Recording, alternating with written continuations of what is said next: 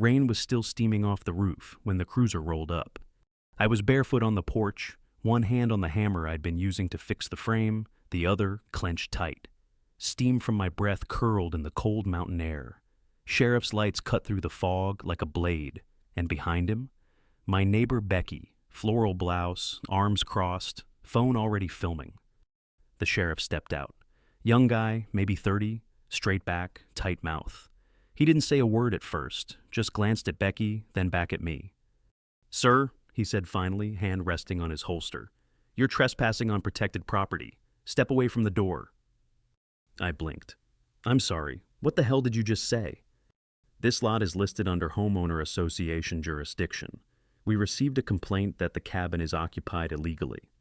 My cabin, my sweat, my land. I built this place with my own hands over the last 8 years, bought every nail and plank. But I could already feel it, that cold rush of bureaucracy wrapping around my throat like a noose. "I'm the owner," I said. "You want papers? I got 'em, inside." He didn't flinch. "Until ownership is verified, I need you to vacate the premises." Behind him, Becky smirked. "Let me tell you something. Nothing prepares you for being told you're a trespasser in your own damn home." I backed up slow, set the hammer down by the steps. My pulse was a drum. My cabin door was still half open. I could smell the pine oil I used on the floorboards, could feel the warmth still trapped in the walls. "Fine," I said, "but you better believe this isn't over." I didn't sleep that night. Next morning, I walked 5 miles down to town. Rain had dried, but my boots squelched with every step. At the diner, nobody met my eyes. I ordered black coffee and sat by the window. Then I saw it. Someone had posted a photo of me online. Me, walking down that same road with a pack on my back. The caption, "Illegal squatter removed from HOA zone." Comments rolled in like poison. Typical. Another mountain nut job. One of them read, "HOA always wins." That one stuck in my gut like a nail. I left the diner without finishing my cup. You ever feel like the world just snaps shut around you? Like every door you built suddenly leads nowhere? Later that day, I called Tom. Now Tom's a good man, retired firefighter, been in this town longer than Becky's had Botox. He knew every inch of the valley, and better yet, he didn't scare easy. "Come by," he said. "I'll show you something." His house smelled like dust and ash. Photos of fire crews lined the hallway. He sat me down, poured us both a shot of something that burned. Then he pulled out a map. Old, faded, fraying at the corners, but the boundary lines were still visible. "See this?" he tapped. "Your lot. It was never technically under HOA authority. Some clerical quirk. HOA started acting like they ran the whole ridge, but this line, it was supposed to stay independent. And they just ignored that. Or they never knew. Or maybe they decided it didn't matter. Truth be told, I'd been so focused on building that cabin I hadn't paid attention to the politics. Never joined a meeting, never read the newsletters. I thought staying out of their way would keep me off their radar. Guess I was wrong. Here's the kicker. 3 days later, I got a letter. Official HOA stationery. It wasn't just an eviction warning, it was an order. Demolish the structure within 14 days, or face fines, legal action, and potential property seizure. I stood on the porch that evening, wind in my teeth, letter shaking in my hand. My hammer was still right where I left it. And so was Becky, watching from her yard. She smiled and waved. That was the moment I realized something. This wasn't about paperwork. This was a power play. And if they thought I'd go down easy, they hadn't seen me cornered yet. The hammer was still cold in my palm the next morning. I sat on the porch for an hour staring at the ridgeline, letting the sun crawl up over the trees. I wasn't thinking strategy. I was thinking blood. But you can't fix this kind of mess with fists and nails, not when they're coming at you with letterhead and bylaws.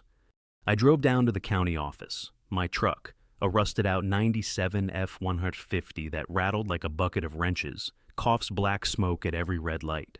Half the town could hear me coming. Inside, fluorescent lights buzzed like angry bees. The receptionist gave me that smile. You know the one. Polite. Empty. Like she'd already decided I wasn't worth the paper I came in for. "I'm looking for land records," I said. "Original filings, back before the homeowner association was formed." She pointed down the hall. "Archives, Room B12. If it exists, it's there. Room B12 smelled like wet paper and disappointment. I dug through cabinets until my fingers were raw. Then I found it. Parcel maps from 1996. Handwritten notes. Signatures. And there it was. My lot. Highlighted and boxed off with the words, "Not under HOA jurisdiction unless voluntarily annexed." Voluntarily. No one had ever asked me. You ever get that jolt in your gut? Like someone just whispered something that changes everything? I took a photo of the page, printed a copy, and folded it slow, like it was the only weapon I had left. When I walked back into the sunlight, the world didn't look different, but I did. Let me set the scene. That night, I stopped by the bar, the one place where folks talk straight, if they talk at all. Tom was already there, nursing something dark and quiet. "I found it," I said, sliding the printout across the counter. He didn't even glance at it, just nodded once. "That's ammo, but you're gonna need a gun." I knew what he meant. A week later, the homeowner association called a meeting. Not just any meeting, one of their big shows. Fold-out chairs, coffee and paper cups, PowerPoint slides with fake transparency. I showed up with my copy of the map and my boots still muddy. The room fell quiet. Kathy, the HOA president, hair sprayed to hell, pearls tight around her neck, leaned into the mic. "We've reviewed the situation with the cabin on Lot 47. After careful legal review, we have determined the structure was built without proper integration into community planning. Therefore, it must be removed within 14 days. She looked at me like I was dirt on her shoe. I stood. "This is my land," I said, "and this document, signed and dated, says the lot was never under your control. Not then, not now." She didn't blink, just smiled. "That document is not recognized by our current charter, and unfortunately, sir, your time to appeal has expired." She tapped the table once. A young man handed me a second notice, this one in bold red ink. Tom muttered behind me, "They're steamrolling you. They came prepared." I could feel everyone watching, whispers, frowns, even a chuckle. And here's what hit me hardest. They'd rehearsed this. It wasn't about facts. It was theater. That night, I sat in the cab of my truck outside the cabin. Rain smacked the windshield in sheets. Letter in one hand, beer in the other. I didn't cry, but I sure as hell didn't breathe easy either. My place, my story, my fight turned into their game. And I was losing. Have you ever felt like the world decided who you were without ever asking you? The next morning, I went back to the one place where people still spoke the truth, Tom's porch. He was already sitting, coffee steaming in one hand, dog curled at his feet. "They've already put in the order," I said. "They think I'll fold." Tom squinted at the tree line. "Then maybe it's time to find someone who doesn't care what they think." "Like who?" He smiled slow. "County clerk's kid, fresh hire, smart, still thinks rules mean something." That's how I met Corey. Corey looked like he'd stepped out of a catalog. Clean shave, nervous eyes, tie slightly crooked. But he listened, really listened. And when I handed him that parcel map copy, he raised one eyebrow and said the first hopeful words I'd heard in weeks. "I've never seen this filed anywhere. If it's real, they're overstepping." "Think you can prove it?" I asked. He hesitated, then nodded. "Not yet, but I know where to look." He left me with a quiet promise. And that was more than I'd gotten from anyone else. The wind picked up that evening. I stood on my porch again, hammer back in hand, watching the ridge darken. Something in me clicked, not anger, not even hope, just the slow grind of resolve. They wanted a quiet surrender, but what they were going to get was a damn storm. And I didn't hear from Corey for 3 days. 3 long days of silence, second-guessing, and walking the same damn line around my cabin like it was a prison yard. I kept the place warm, kept the tools dry, but I didn't touch the hammer, not yet. Then, on the 4th day, my phone buzzed. Unknown number. "Mr. Hastings?" "Yeah." "This is Corey. I found something. You might want to come down here, quietly." That's how I ended up in the basement of the county records office, next to a rusted filing cabinet that looked older than me. The air was thick with dust and old glue. Corey pulled out a manila folder and laid it open on the table. No ceremony, just truth. "This is a memo from 2002, he said. It's from the original HOA proposal packet. See this line? I leaned in. My eyes scanned the faded print. Lot 47 explicitly opted out of annexation. Owner declined participation. Exempt from future jurisdictional review. My heart didn't race. It dropped. This was never filed into the HOA charter, just left out. Buried, Corey said. Intentionally or not, I don't know. But this changes everything. Here's the funny thing. Truth doesn't always feel like victory. It felt like a crack in the dam, like pressure building behind something someone forgot to reinforce. Corey folded the paper and handed it to me. Take it, but be careful who sees it first. I left through the back exit. Let me back up a second. You remember Becky, right? My neighbor with the camera phone reflexes and a mean streak polished to a shine? That same afternoon, she was out front again, trimming her hedge like she was auditioning for a magazine cover. I nodded as I passed. She smiled like she'd already won. Nice day, she said. For now, I answered. That night, I sat at the table. Corey's copy of the memo laid flat like a map to something dangerous. I ran my fingers over the page. My hands were dirty. Grease from the truck, sap from the logs. It left smudges on the paper. And you know what? I didn't wipe them off. Truth's not supposed to be clean. The next morning, I knocked on Tom's door before sunrise.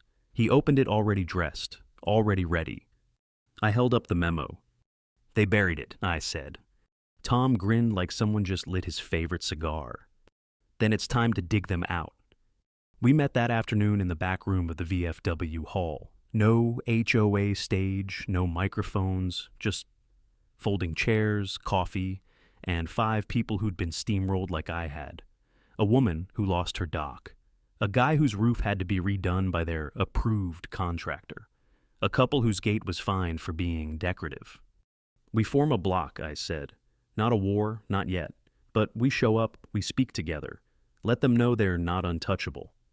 The group nodded slowly at first, then one by one, like rain starting on a tin roof. I handed out copies of the memo. They rewrote history to suit themselves. Let's rewrite it back. That was the plan. But here's what I didn't see coming. 2 days later, a second cruiser pulled up to my cabin. This time, no sirens, no warning. Just a plain white envelope taped to my door. Notice of enforcement. I opened it with shaking hands. Effective immediately, the Homeowner Association had enacted a new clause, retroactive jurisdiction adjustment. They claim my lot was now officially under their oversight due to administrative correction. Tom read it 3 times. They're moving the goalposts, he muttered, like playing poker and swapping the rules mid-hand. And it's legal? I asked. He shrugged. Legal and right ain't the same thing. That night, I didn't sleep. Again. Instead, I pulled out the old blueprint I'd drawn years ago, hand-sketched, pencil fading at the edges. Not because I needed to remember. Hell, I could build that cabin with my eyes closed. But because it reminded me why I did it. Peace, solitude, legacy. Now it was war. And if they were rewriting rules, maybe it was time I rewrote my playbook. Have you ever had something you loved get turned into someone else's battleground? That's when I stopped playing defense and started building my next move. The frost hit hard that morning. My boots crunched on the frozen gravel as I crossed the drive, thermos in one hand, plan in the other. You ever feel that kind of cold where it doesn't just sting, it settles in? That's what they'd done. Settled in. Into my life, my home, my name. But I had something now. And it wasn't just a memo. I had momentum. Let me tell you what I did. I went to the county clerk's office, not the front desk this time. I walked straight to the back where the real decisions get shelved and forgotten. Corey was there, alone. Tie off, sleeves rolled, bags under his eyes like he'd been reading all night. I checked 3 more property filings, he said, before I even opened my mouth. They've been retroactively revising old parcels. Some of those adjustments were pushed through without public notice. Illegal? Questionable at best. I slid him the blueprint, the one I drew with pencil on graph paper the year after my dad passed. Seed, Ключ 1, Чертеж как предмет. This, I said, wasn't just a cabin. It was the last thing I built with my name still attached to it. Corey looked at the sketch. Said nothing, just nodded. I've got one shot at this, I told him. I need that meeting, not their circus. A real one, county board, public record. He hesitated, then said the most dangerous word in America. Maybe. 2 days later, I got the call. Public hearing scheduled, one night only, 5-minute floor time. You ever try to condense your whole life into 5 minutes? But I wasn't going alone. Tom pulled up in that wheezing old Chevy of his, hat low, attitude lower. Behind him came the woman with the dock, the gate couple, even that quiet guy whose fence was painted the wrong shade of beige, according to the great HOA gospel. We filed in like a funeral march, but we weren't there to mourn. We were there to bury the lie. Let me set the scene. Fluorescents buzzing, rows of chairs, people with clipboards and legal pads. The HOA board seated smug in the front row, Kathy in her pearls, arms crossed like a queen awaiting tribute. Then it was my turn. I stepped up to the mic. Hands steady, heart louder. I've lived on this ridge longer than most of you have had mortgages, I started. I built my home with my own 2 hands. I never asked for your permission because I didn't need it. And I have the documents to prove I never fell under your authority. I held up the memo, not too high, just enough. But instead of fixing your mistake, you rewrote the rules. Not for safety, not for community, for control. A murmur rippled. Kathy stood up, breaking protocol. That document has no standing under our revised charter. I looked her dead in the eye. Your revised charter isn't law. It's a script, and I'm not in your play. Tom grinned in the back. I heard someone clap once, then another. The moderator banged his gavel. One more outburst and we clear the room. Here's the kicker. After the meeting, Kathy cornered me in the lot. You think this little performance changes anything? I didn't smile. No, but it puts a crack in your wall, and cracks spread. She leaned in low. You're not the only one who can dig. She turned and walked off. And for the first time, I realized she wasn't rattled. She was calculating. Tom came up behind me, handed me a flask. You made her flinch, he said. I think she just blinked slow, I muttered. That night, I couldn't sleep, again. But not from fear this time. From pressure. They were going to come harder now. And sure enough, next morning, I woke to find my gate padlocked, not with my lock. No note, no warning. Just cold steel. You ever get that feeling like someone's daring you to break the rules just so they can punish you? That's when I realized we weren't fighting over the cabin anymore. We were fighting over who had the right to say I existed at all. I stared at that lock like it had a voice. Heavy, silver, new, no tag, no initials, just a message. You're not welcome here. Funny how a padlock can say more than a lawsuit. I didn't touch it. Instead, I sat on the back bumper of my truck, pulled out a thermos, and drank my coffee while the sun tried to warm a morning it couldn't quite reach. Then I called Tom. You up? I'm old. I'm always up. I've been locked out. Then maybe it's time you let yourself in. Let me back up. This wasn't just about metal and chains. This was about escalation. Kathy was telling me, you make this public, we make it personal. And I wasn't going to let her win. So I did the one thing she didn't expect. I went quiet. 3 days, no calls, no noise, no posts. Instead, I started building. Now, don't get excited. I didn't rig booby traps or dig trenches. I'm not some survivalist with a manifesto. I'm just a man who knows how to use space. I took those 3 days to dig up every old document I had, every receipt, permit, invoice, and blueprint I could find. I pinned them to the walls of my shed like I was solving a murder. Because that's what it felt like. They were killing my name, piece by piece.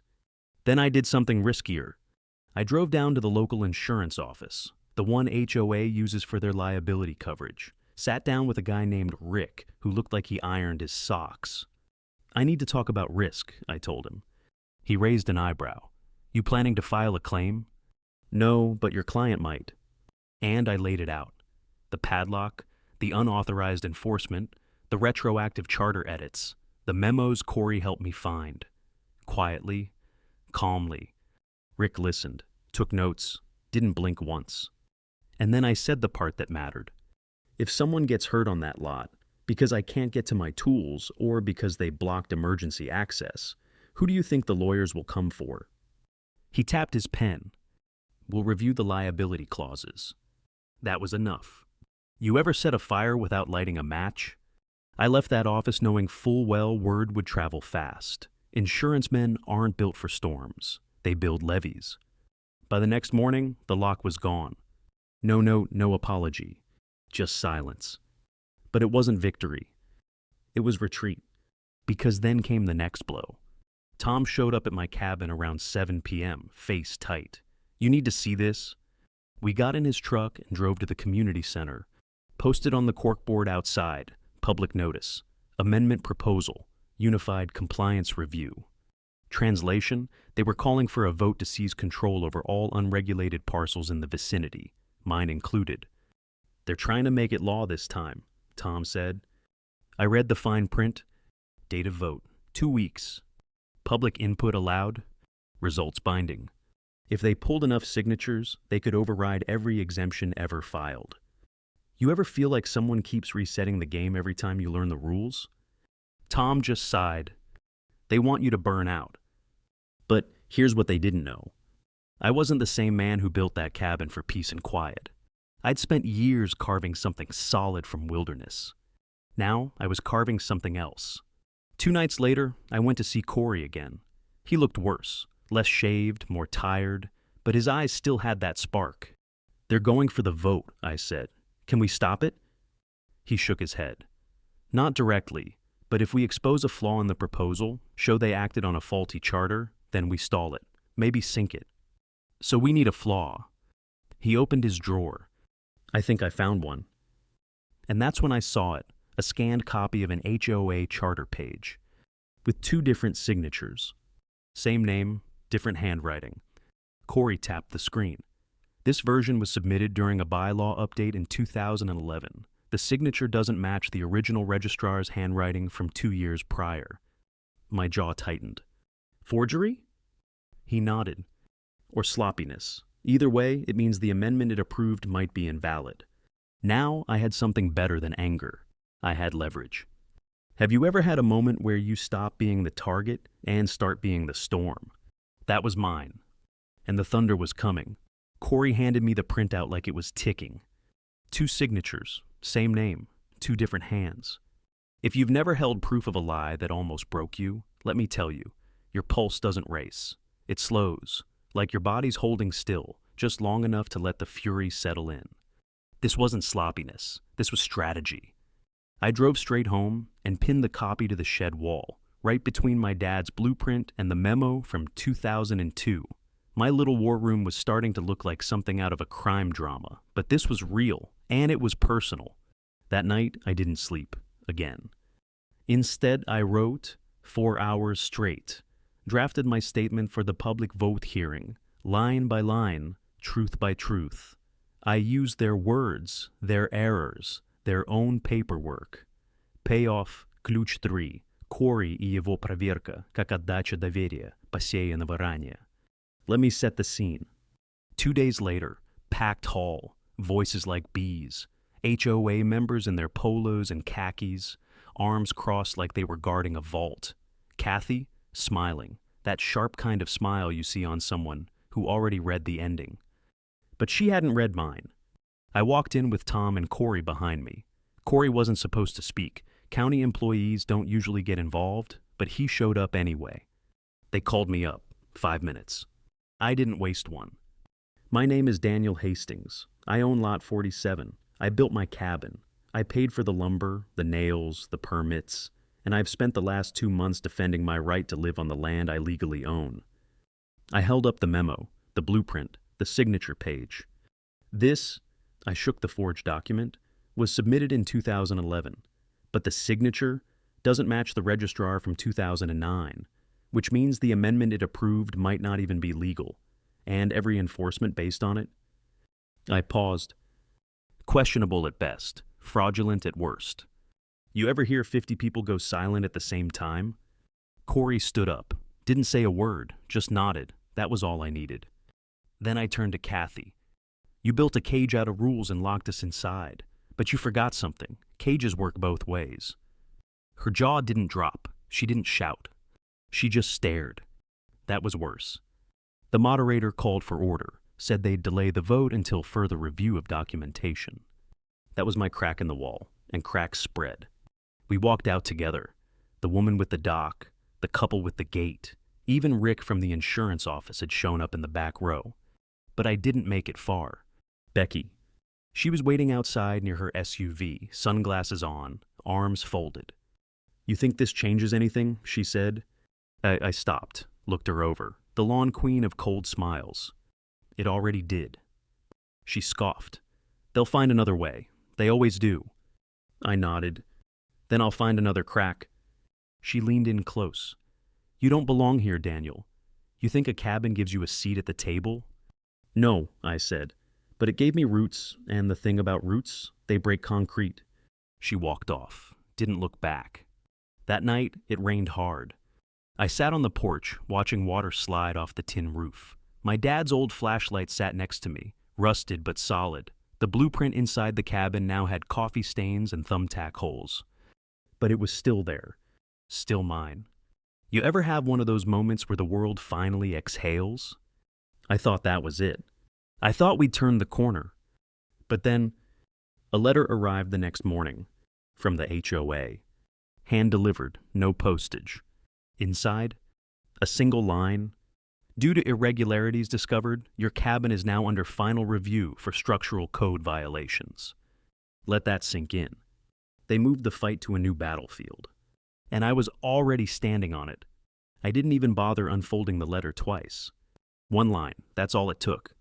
Final review for structural code violations. Not a warning, not a notice to correct. A threat, quiet, clean, and designed to sound official enough to scare me off the land. I stood there on my porch, coffee going cold, rain still dripping from the gutters, and laughed. It wasn't joy, it was exhaustion twisted into defiance.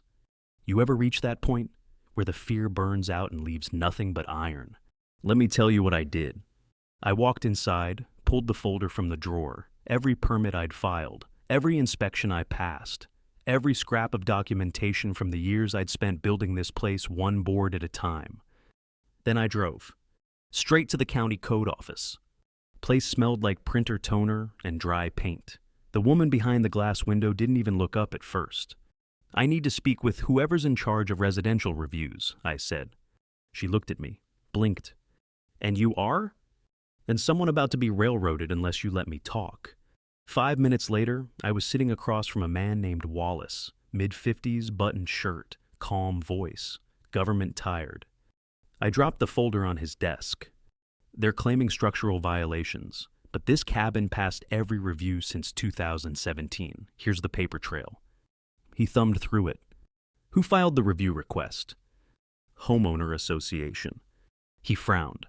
"They're not technically authorized to initiate code inspections on private land without incident or evidence." "Exactly." He tapped his pen. "I'll open an internal review." Now, I've learned not to trust maybes, but this time, I saw something behind his eyes. Irritation. Not at me, at being used. By the time I left, I had something better than hope. I had a bureaucrat who hated being dragged into drama. Funny thing is, that afternoon, I got a visit. Not from Kathy, not from Becky. From a man named Reese. He pulled up in a county-marked SUV, stepped out like he didn't care who watched. Tall, black jacket, clipboard in hand. "Daniel Hastings?" "That's me. I've been asked to conduct a preliminary observation. Not an inspection, just eyes on the property." He looked around, scribbled something. "You mind if I ask you something off the record?" "Go ahead." "You pissed someone off recently?" I laughed. "Define recently." He chuckled, then walked around the cabin, slow, professional, not nosy, just precise. After 20 minutes, he came back. "This place is solid. Whoever flagged you either doesn't know code or didn't care." I nodded. "That's what I've been saying." He paused. "I'll be honest, this isn't going to disappear overnight, but you're not crazy." That meant more than I expected.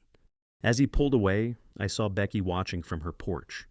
Didn't wave, didn't smile, just watched. like a wolf checking if the trap was still set. Here's the kicker. The next day, Kathy dropped the mask. I was at the market, grabbing salt and oil, when she walked up behind me. "You're making this harder than it needs to be."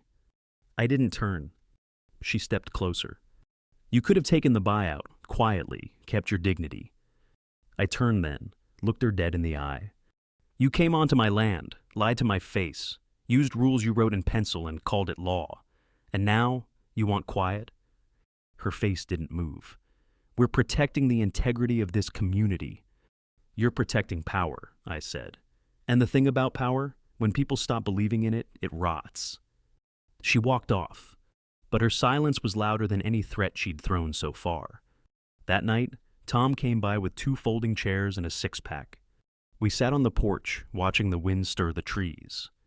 "Feels like the calm," he said. "Before what?" He took a sip. "Before they do something desperate. You ever get that feeling, like a storm's building and you're the only one standing under open sky? Because the vote was only 3 days away, and desperate people don't play fair. The vote was set for Sunday. 3 days? That's how long I had to prepare for whatever desperate meant in Kathy's dictionary. Saturday night, it found me. I was splitting kindling behind the shed when I smelled it. Acrid, sharp, unmistakable. Smoke.